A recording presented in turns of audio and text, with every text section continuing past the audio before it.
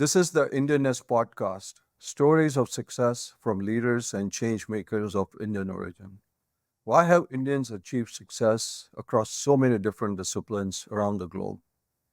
I have no idea, but let's find out together because every story is unique.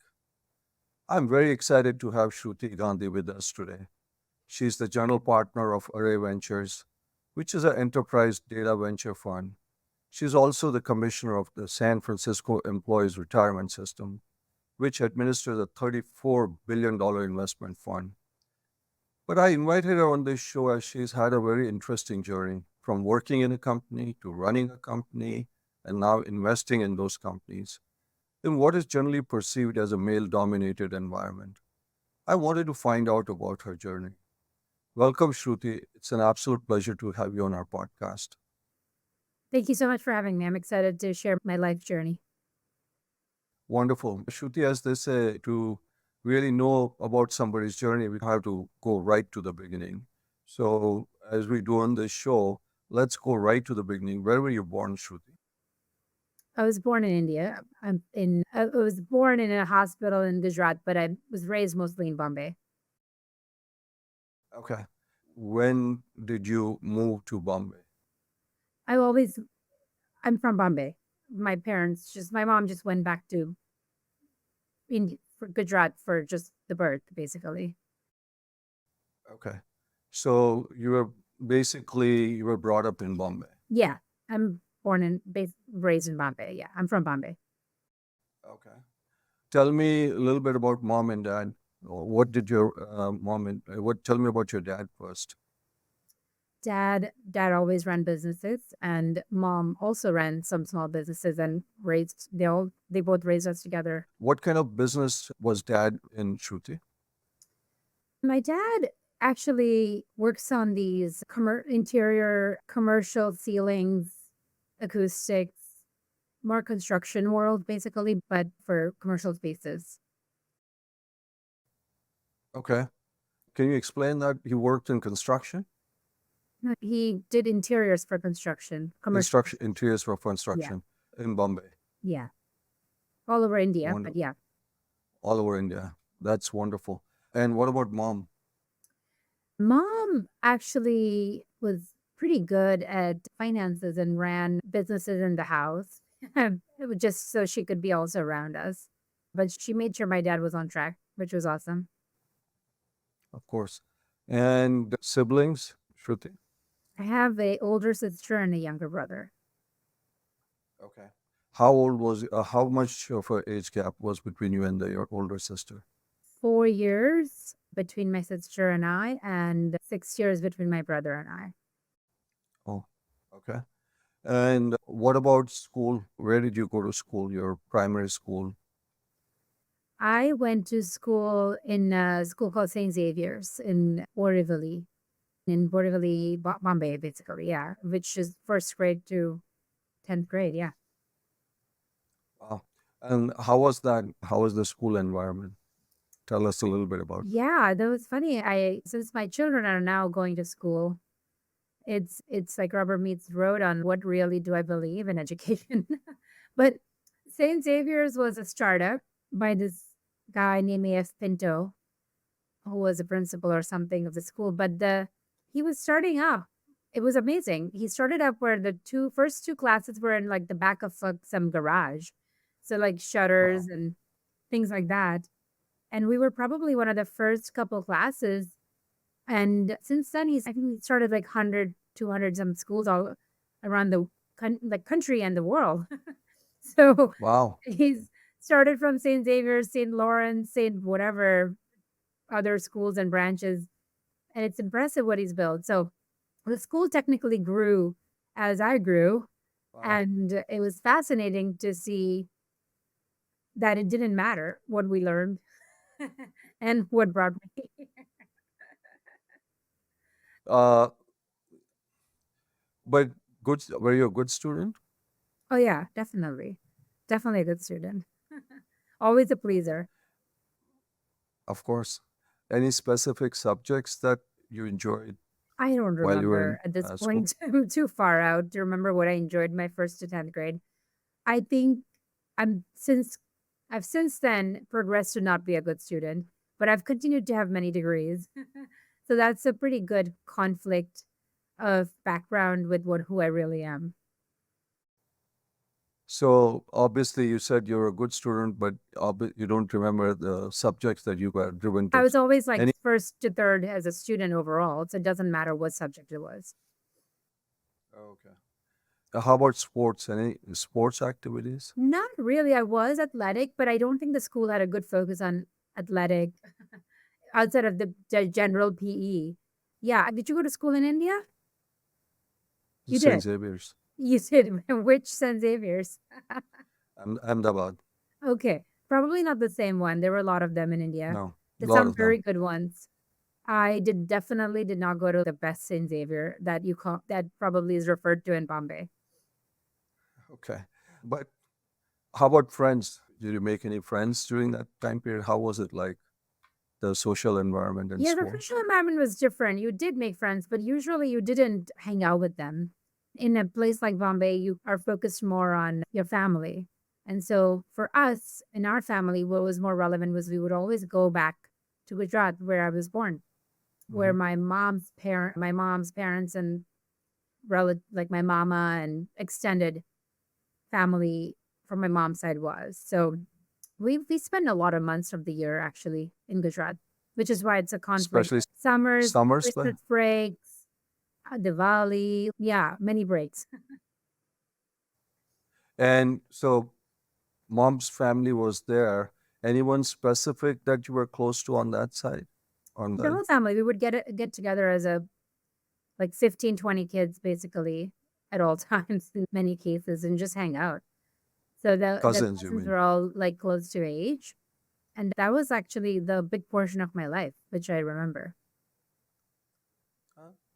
Good memories, hopefully. As far as homework is concerned, was dad or mom helping at all? Yeah, definitely. My mom ran a business to do tuitions. She was very clever. Since I was a good student, she used me as a way to do tuitions. And then she would get all the kids around and we would do it together. So then she made money by doing that. Educating you and making money. Yeah, exactly. I think that was She is clever. a true entrepreneur. Yes, exactly. So Wow. she used me as a way to share my books with other kids, like use that as a model to run a small operation here. Did you realize what she was doing at that time? Look, I'm a good student, so it always was like, yeah, let's keep going here. It was like someone's following my footsteps. Why wouldn't I like that? That's the culture. Yeah. No, I get that. I get that. Dad, were you close to your dad or your mom or both? Both. My dad was, look, he was setting up businesses. Of course. And I think, Traveling. yes, a lot, working a lot. They were both around. I think it was more a matter of in what way. Yeah, that's true. And so when you were graduating out of Xavier's, where did you go next? I went to a junior college in Bombay called Mitibai Mhm. for a couple years. And then after that, I've then since moved to the US. And since I've been here since then. So what were you doing in Mitibai and how was that experience going from a Catholic school to Mitibai? It doesn't matter. I think religion was never part of our school at Xavier's. No, I didn't mean it that way. I meant the way that environment is. Oh, it's Uh, different. I Mitibai is was a not talking college. about religion here. Yeah. Mitibai is a college which came with a lot of fanfare. A lot of celebrities and their kids went to Mitibai. Um, it's in Villaparla, Santa Cruz area, which is where Juhu area where a lot of celebrities and their kids lived, and it was a very good commerce arts school, and I went to the science wing or section of it, which meant I was very studious and nerdy. And but it was certainly a great eye-opening experience to experience a lot of people that were not like you and have a campus that was like you saw it in the movies, literally. Hmm. So what did you feel? You felt that you didn't fit in? Oh, I don't think I ever fit in anywhere growing up in India. You didn't? No, I don't think so. No. Why? We're going to go into many different reasons, which probably are not appropriate for the. Wait, Sorry. this is your story. It's not about my We haven't. story. It's about the culture in India and as a woman wanting to succeed and the society. It's not a new finding. I didn't belong in India. And I've since then also didn't belong in other places in US too. So it's not a India thing. I think I finally found my home in San Francisco, which is where I am, where get to nurture my creativity, uniqueness, a place where I don't have to blend in, which I think is full of people like that here. So I think that's where I find home. Of course, all of us have a journey that brings us hopefully to the places we want to, our destination.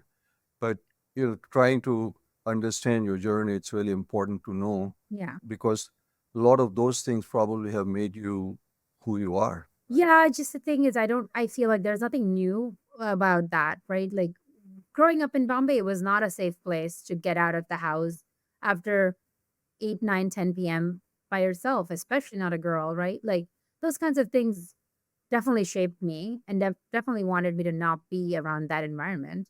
But that's not a unique experience. It's everybody, unfortunately. But I don't think that would like in itself have shaped me, I would say. Again, if it was the thing, that only thing that shaped everybody, I would say that everybody would be here today. I think it's not the case. Hmm. No, of course. But maybe one of the reasons you wanted to leave was partly because of that, Oh to yeah, come to the for sure. US. I think it So wasn't. all those things add up to where you end up, right? Yeah, So for sure. that's what I'm trying to get at, is trying to find out To what be kind clear, of, we didn't move here you know, because of me. I didn't move to the US because of me. We moved here because we immigrated as a family. okay, So it okay, wasn't my decision, but I would have at okay, some point probably if that was up to me, maybe. okay. So you finished Mitibai and then the family decided to move here, Shruti? We were one of those families that came here on I don't know the visa name, but it's the green card application that your family applies. We've had relatives here. My dad's sister and other brothers were here. So they'd applied for a green card, I would say 13 to 15 years ago. That's the classic process. So we somehow knew we were going to always be here in the US. I just never knew when. And so that was what happened. So when we did get the I guess letter from the US government that you were approved, my parents actually postponed it a little bit so it would line up with Hmm. after me finishing up my 12th grade. So I think we waited maybe a year or something of that effect. I have no idea. I was too young to know the details. But then we all came to Poughkeepsie, New York, which is where my relatives were. Hmm. And then my parents actually left a month later and I stayed. They went back, They went back to Bombay. Bombay.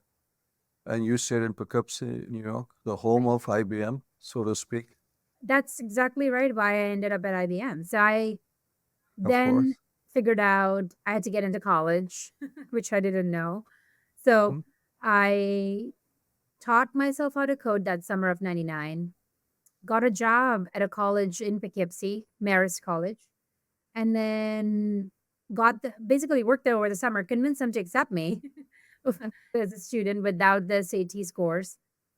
They did accept me and started my undergrad there while I was still working at the computing lab. And then my second year of college, I started working at IBM as an intern co-op as well. Hmm. So that started my 10-year journey at IBM, actually. Wow. So tell me, Bombay to Poughkeepsie is a A pretty interesting reverse journey. culture Weather, shock. yeah, reverse culture shock. Weather-wise, also, I would say a little bit, right? So how was that when you landed in Poughkeepsie and then mom and dad just left and said, "Okay, may the force be with you." Yeah, how was that? It's complicated. I was certainly given a choice to go back, but what was I going to do? I'd already seen like 2 seconds of a different life that I wanted in some ways. So I think I decided to stay. I don't think the offer to go back to India was also real anyways. So I think the objective is very clear. Get into a college, find a place where we can all live. We're going to come back in 2 years when your brother's ready to go to high school, get a car, be settled, basically. So when we come back, your brother can go to a good high school. So that was the objective. How did it feel?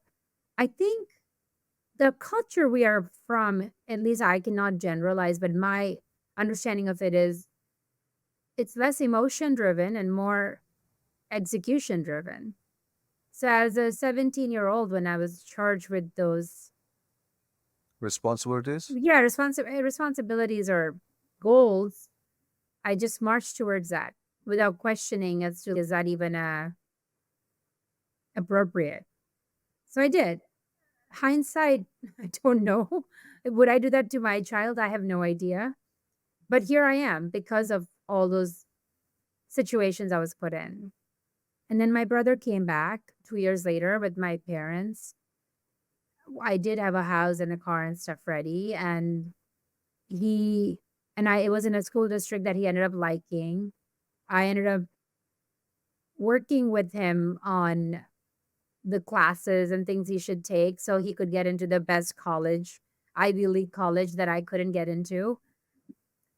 Yeah. So then he ended up going to Penn on his merit, obviously, but I was involved maybe the first year of trying to set him up into the kind of classes and extracurricular activities and PTA meetings and things like that I should be doing. So it was an interest. I feel like I've already put a child to college in some ways, although I haven't done that kind of. He was a good kid not on my basis because of my parents' basis. So he followed the instructions and delivered. So yeah, I think that was a pretty unusual. I think that is a story that is pretty typical of like last generation of Indians that came here in the 60s and 70s. I think that's pretty unusual from my experience. I've never heard a lot of people experience that in like the 2000s. So Yeah. yeah, I think that's For a my 17-year-old, that's pretty unusual. We've gone through a lot of stories on this podcast, but that's pretty unusual. yes. To have, best way to put it is big responsibilities when the 17-year-old is still trying to figure her world out too. I think the message was that's a good path. You'll get there anyway. But in the meantime, this is all the other things we have to do. Yeah. So when you look back, that kind of has shaped you too. Oh, definitely. It's definitely shaped me. It's definitely a place where I look back and with a lot of questions and doubts, but at the same time, it doesn't scare me like what my kids are going to do. That's, it doesn't, I have a lot of data points on me, good student or not. I don't even remember what I learned in the first Yeah.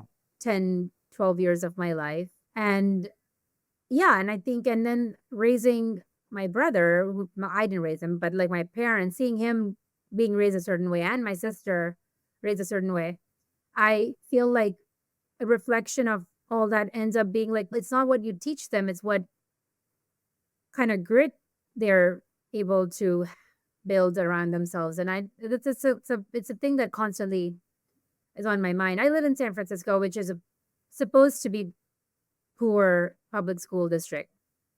So that's why it's on my mind a lot on like how far do I plan on putting my kids here?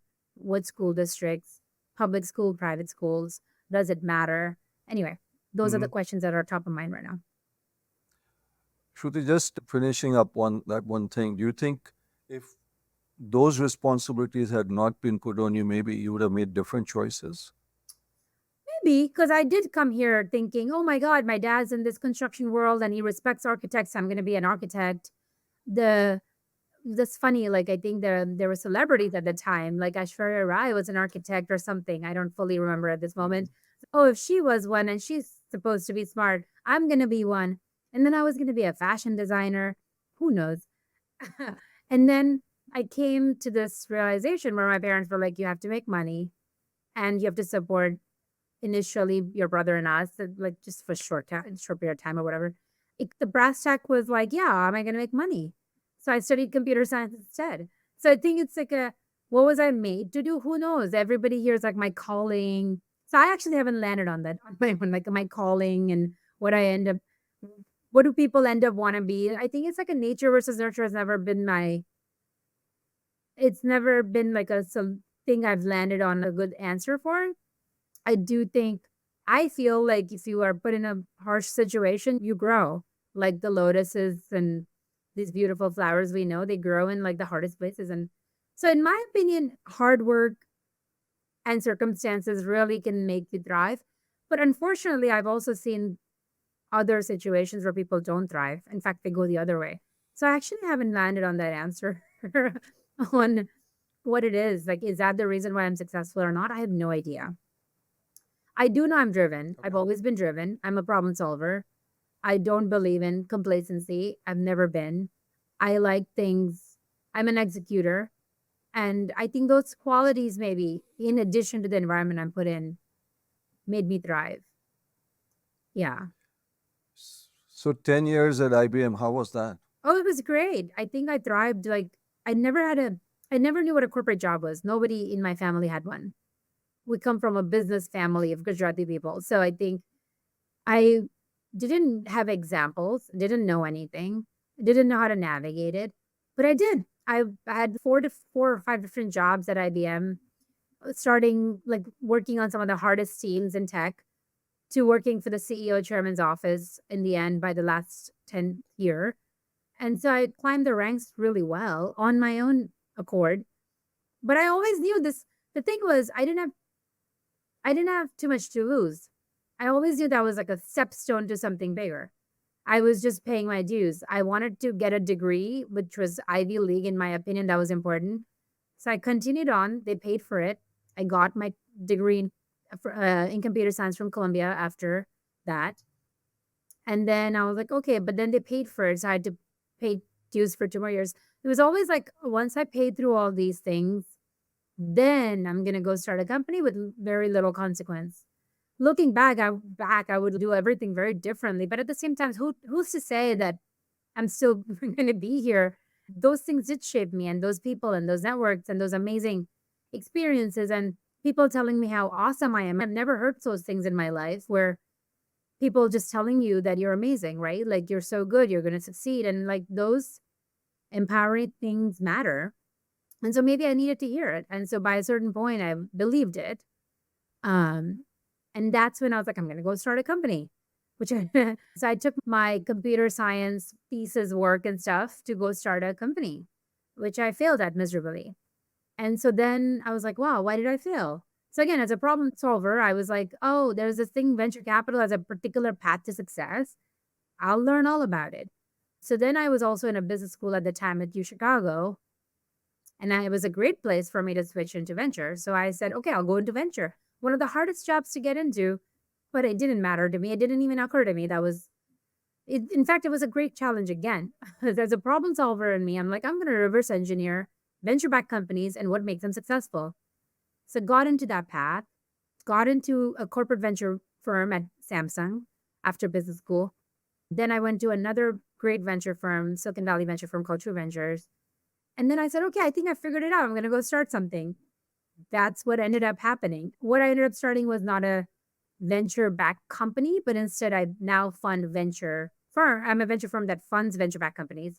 So the ultimate realization was I learned a lot along the way of what it takes to build great businesses, venture backed businesses. And from there to like now, instead of me building them, I thought I was really well served to help amazing founders who are in my shoes, who have no idea on what it takes. So I felt like I was like a conduit in some ways to help these amazing technical founders to go build that. And that's where I am 10 years in. That's what I've been doing. And that's what my firm does as well. No, that's a amazing journey. You wanted to start something of your own. What was the driving factor in Yeah, starting? I mean, that's a you. good question. Mhm. I don't know. I think I just saw that. That was like in my blood in some. That's the part that I think is more innate. I just knew that I felt like my dad instilled this, or like my family instilled this in me. You don't work for anybody. So the fact that I worked at IBM was a suffocating thing. In fact, I was doing well, but it was like a suffocating thing for me. Like, why am I doing this for other people? Why would I work hard for other people?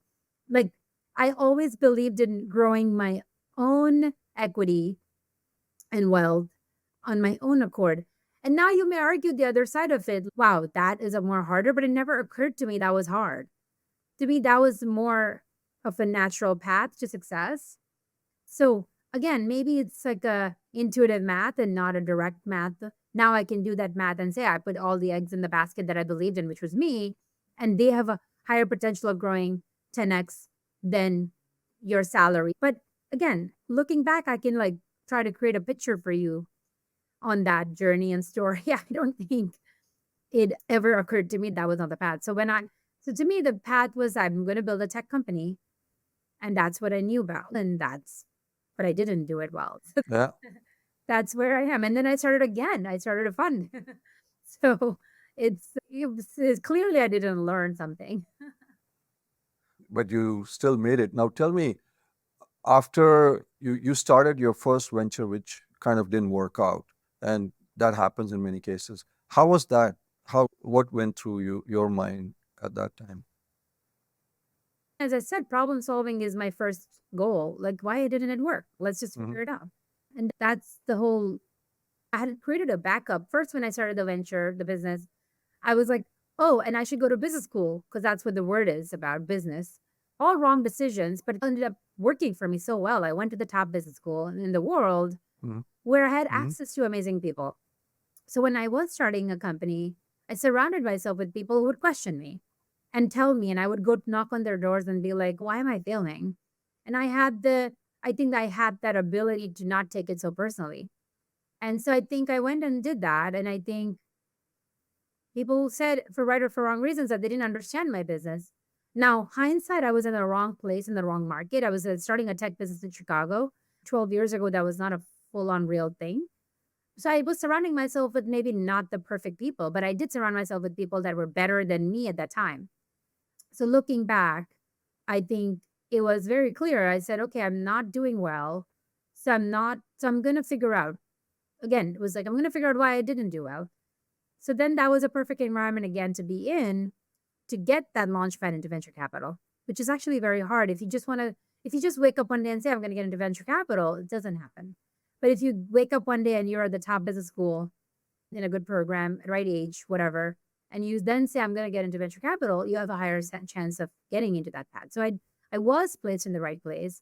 I had the right surrounding of people and backing at that point. Again, professors, everybody around me believing in me, wanting to back me to say, you should do it, writing the right recommendations, writing the right referrals. So I think being a good student paid off in that way. Because even though I didn't like studying, I knew how to get grades. So, so they thought I was smart enough to Yeah. back me. So I think all in all, I think problem solving mindset really helps. Um, Yeah. And you touched on this, and this is a theme that we address in all our podcasts, the role of mentors. How important has that been in your journey, it's are very Shruti? important, but I don't have one. In IBM, I had the program, in a mentor program, and I had some couple good ones. I saw I was good enough to go seek out like the best people. To this day, I can email them 12, 15 years later, and they're still amazingly responsive, thoughtful, helpful. But in many ways, I believed in having good panel of advisors around me. The more important thing I believe in is asking the right questions to these panel of peoples. I know what questions to ask where I can frame the question in 10 words or less. So it could be a complicated situation. I don't need to go on and on about it. And I know who to go ask so they can respond to me in 10 words or less. And then I go marching into solving the problem again. And so that's, I think, the skill that most people should develop on who to reach out to, not just one, because one person doesn't have all the life experiences you need. But having access to those amazing board of people around you, board of advisory supporters, and I've done so much in my life now that every stage I call on different people. To this day, I call people from my IBM days. It could be for personal reasons, it could be for whatever reason. I also believe that advice comes from everybody. It's about like how you take it. So when I'm in the, it often, to me, advice means I'm just like talking through my problem with people and what they say matters. It could be anybody on the street.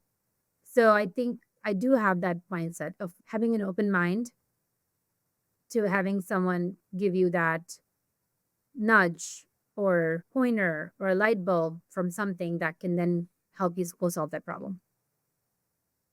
Yeah.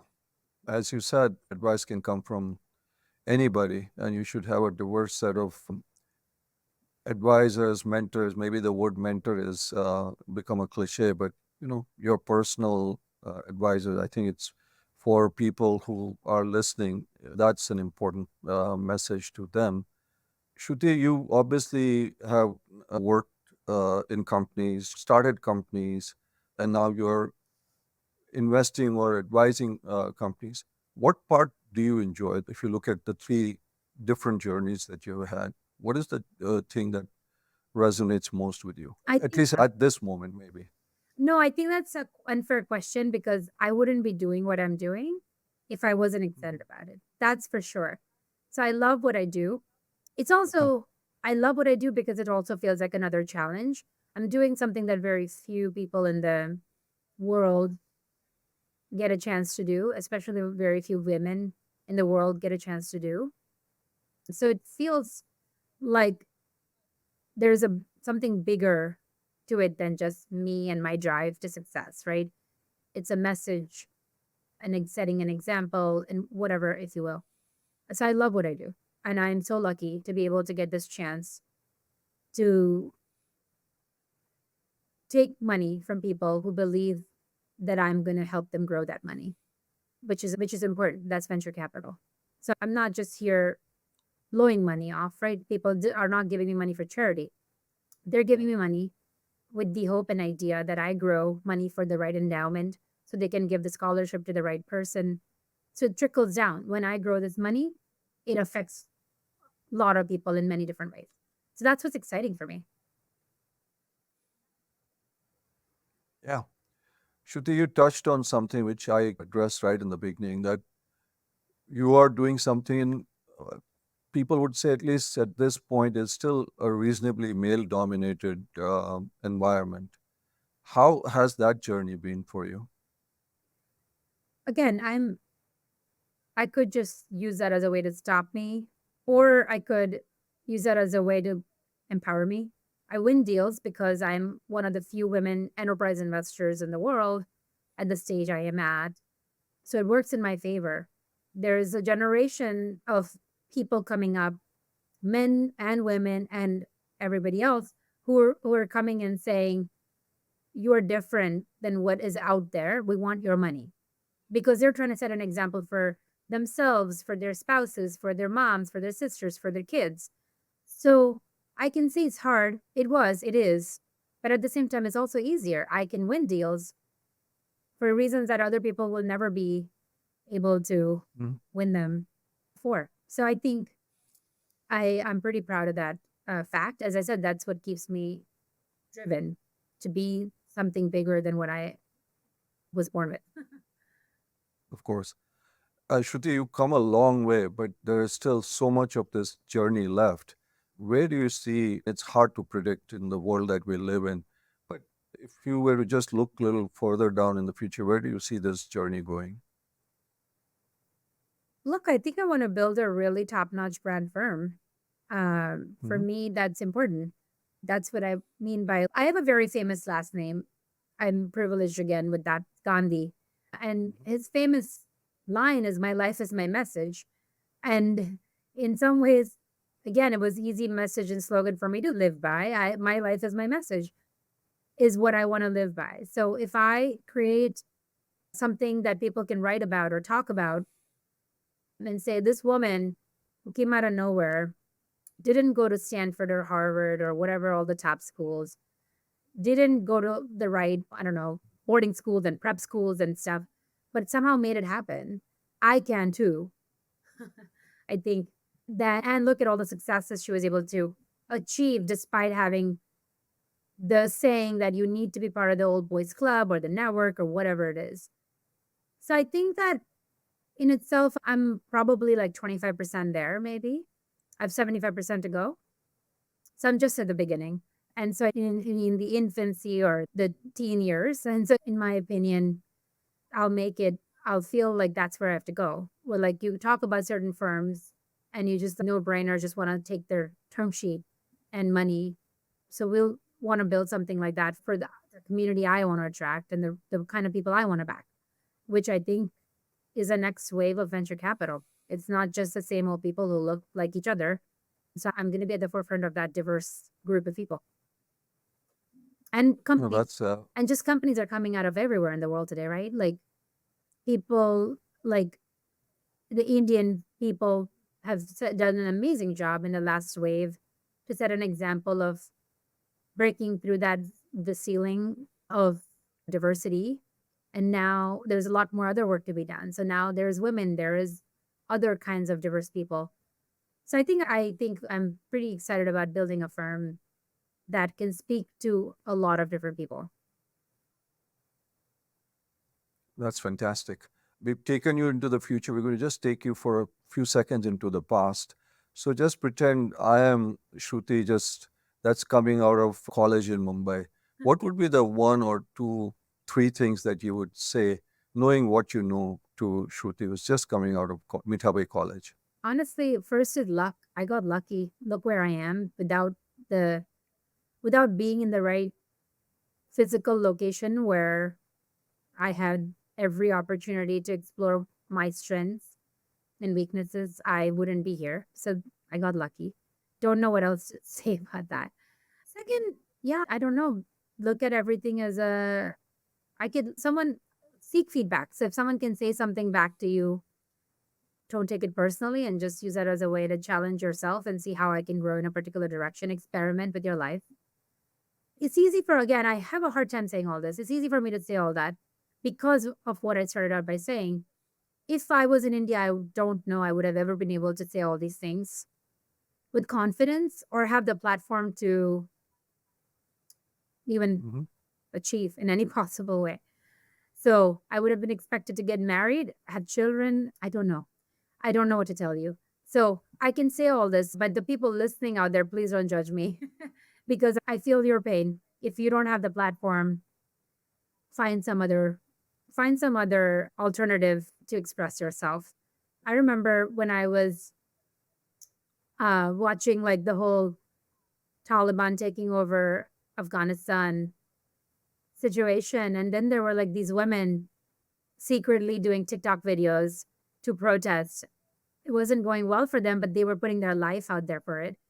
Um, and so I think like you can find many ways to express yourself in ways that you don't get stopped or judged, especially in this today's world of social media. So find some alternative to that outlet in some way. Build a followership in whatever your passion is. Could be women's right, or it could be cooking, or it could be whatever else. So being a great mom, there's outlet for everything today. And I think that I can tell you that you could invest in that for sure and find a way to thrive and create a platform for yourself, even despite where you're born. Excellent. Shruti, we generally end with two questions, same questions to almost all our guests. So if you can just give us a brief answer on that. One is, what is your definition of Indianness? And we are creating a cloud of all our guests' answers to figure out what they say. So we'd love to hear what your definition of Indianness is. Culture, values, community. Yeah. Okay, great.